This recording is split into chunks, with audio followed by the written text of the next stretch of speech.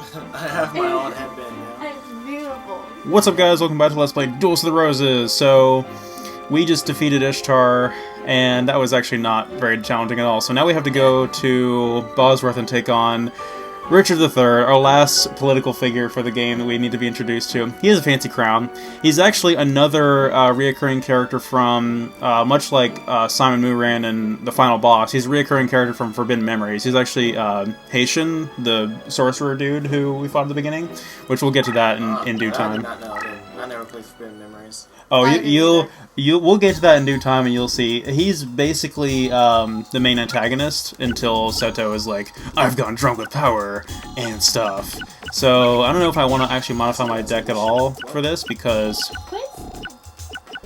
he's. I'm sorry, but Kaiba can suck a dick. I actually am pretty well set for this. I think the only thing I really care to do is maybe add some more powerful traps. Let me see. Do I have all my Gaias in here? My deck cost seems low. I can't remember. It's been a while since the last recording, so I can't. I only have one Gaia in here. Let's take out something we can add our other Gaia in here. I don't think I need. You know, Dark Planet can be in there for some good, taking out some big boss monsters because they can't get over the. Let's take out one of the Warriors of Tradition and go ahead with.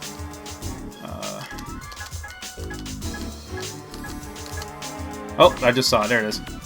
Okay, so that's all I want to do for now. This guy's actually not going to be that challenging, despite the fact that he has a very high deck cost. His main methods are, you know, brute strength. He is a wonderful military tactician, a brilliant genius, and a master chef. No.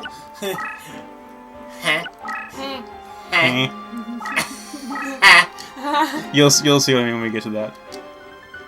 You're gonna revive or not? So, it's funny how this actually plays out because he knows who we are, but he's like, he doesn't see us as a threat. He's like, all right, I'm waiting to start this war because we're about to go to war with the Lancastrians, but he's like, I've learned a trick or two from Seto about this card game you guys play. So it's like, not every day you have an opportunity to play with the great King Richard III of England. How about it? So we're just having a casual card game with him. That's all this is. Like, he's about to go to war, and we're just playing him for fun, basically. It's actually kind of, I mean, he seems intimidating because of how important he is to the story, but really, this is just a casual duel. But yeah, I said he was a great chef because his deck leader is Battlestake, so Battlestake has returned, even though we took him out of the deck for a while. So, like I said, he mainly just uses brute force and meadow-type monsters, mainly beast warriors and warriors, very similar to our deck. He does have one ritual monster, which is Senjin, or however you pronounce it, which is a beast warrior type monster. It's got 2750. It's really nasty. I think it gains the same type attack bonus against something, but I can't remember what it is. Yeah. I don't know if that's going to be a trap. He doesn't run many traps. He does run a couple of power-ups, and he may have one or two traps, but nothing I'm really worried about. So this is kind of going to be a grind game because his strategy is very similar to ours. Although obviously he has all the same caveats that come with the AI. The fact that we got Gaia so early like that and powered him up means we pretty much he pretty much doesn't have anything that can withstand this now. I may want to save this other one for like Emperor's Judge and just kind of keep him on the run. Yeah, not a whole lot he can do against that. He often gets out Judge Man really early. I think that's his strongest warrior type monster. He also tends to use Empress Judge, Panther Warrior. I think he uses the M Warriors as well. He can summon Flame Swordsman occasionally, if you let him. I can actually make Judge Man as well if I do. Ooh, can I? Let's try it. Hang on, let me move up first if I am ready. I really box him in. Yep, there we go. Okay. Yeah, I'm not sure. I was never sure about the exact formula for making Judge Man in this game compared to in Forbidden Memories because let me kind of box him in over here. In Forbidden Memories, you could make him with Judge Hand and or the Judgment Hand, and that was a card that I had to get through Star Chips, which we'll see how obnoxious that process is when we get to that game. So I can probably that won't be game, but I can hit him for good damage.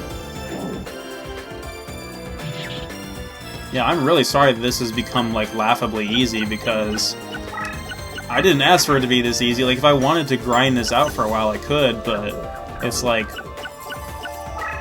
What's the point? He doesn't really have anything. There's his Judge Man. Now, if you're not playing a very abusive deck, or if you are not playing... and I have a very low deck cost right now. I have under 900, and I'm still able to take him on with my strong beat stick monsters. If you have a deck that is disadvantageous on the meadow terrain, that's where you're really going to run into trouble with this guy. Let me see. We'll get our queen boss out there. I just ran over something that was probably a power-up she was not compatible with. Yep, that's exactly what it was. If I can get that from him in the graveyard slots, that'll be great. I'm not sure if I have enough of those, but they basically power up any kind of warrior type that, it'll basically power up any kind of warrior type that Legendary Sword cannot, because Legendary Sword powers up Earth and Light type warriors, and the Sword of Dark Destruction powers up all the elemental ones.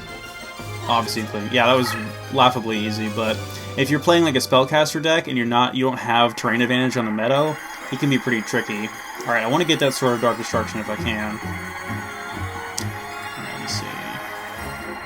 Whoop! Battle Stake! Fake Trap. Okay, I managed to get one. That's okay. That's good enough. Now we get some cutscenes. The red rose side has a lot more cutscenes than the white rose side, but Of course. yeah, it just is more story sent. Look at his face. Dear Oh, Lord. Trash! I lost. That's nightmare worthy. Yeah. Ah, I love his outfit. I love his design so much. No, my mom. What do you expect from a beginner, eh? Don't let it bother you. My mom. The important thing is how I perform on the battlefield. And with the support of the Lord Crawford and the Rose Crusaders, victory will be ours for the taking. I thought he was going to say for the Orcus. Oh, I should have. I was ready for that. My mom. My mom.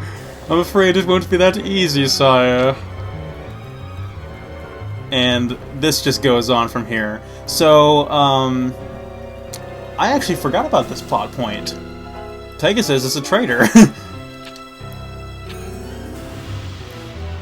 So Pegasus basically told him that he's just, basically led the Lancastrians to him indirectly. He's like, what? The Rose Duelist taught me the true meaning of power. Yeah, he's saying that Yugi is likely to win this fight, so he's switched sides. Align yourself with the winners. I think this is probably based on true events of the War of the Roses story. Is that I can't remember who Pegasus's historical identity was, but actually did turn on Richard III. Actually, an interesting thing about this is that Pegasus Crawford is actually Pegasus's name in the Japanese version of the anime, but they changed it to Maximilian Pegasus with the English version. I didn't realize that the first time that I played this game. I thought it was just the name of him in the game. I didn't realize that it was translated from anime like that. A horse, my kingdom for a horse. Richard III falls in battle. Despite the fact that he was our enemy, this is actually pretty tragic. I love the art in these scenes. How are they going to fit that crown on Yugi's head with his hair like that? Don't know. His hair is the crown. Yeah. I'm not going to read all this dialogue out loud, obviously. I'll just scroll through it slowly enough to where the audience can read it.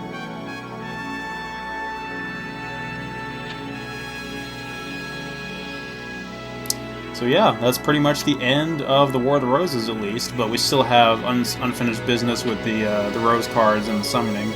And we still have to go home to where we came from, of course. So Pegasus, despite completely trolling us without giving us a rose card, he did actually come in handy after all. So that useless duel against the arguably strongest opponent in the game was definitely not wasted. Alright, so we gotta go back to Stonehenge. There's still one more opponent that remains. Oh, well. Here we go. This son bitch. Oh, yes. You're so salty. I hate him. Well, how?